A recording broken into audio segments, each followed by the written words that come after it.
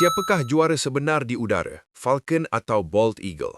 Kita mula dengan Falcon, burung terpantas di dunia. Ia boleh menjunam tajam dari langit pada kelajuan melebihi 240 batu sejam. Badannya aerodinamik direka khas untuk kelajuan dengan penglihatan luar biasa tajam, mampu mengesan mangsa dari jarak lebih 1 batu. Falcon memburu secara solo, senyap, tepat dan menyerang mangsa terus di udara hanya dengan kuasa kelajuan.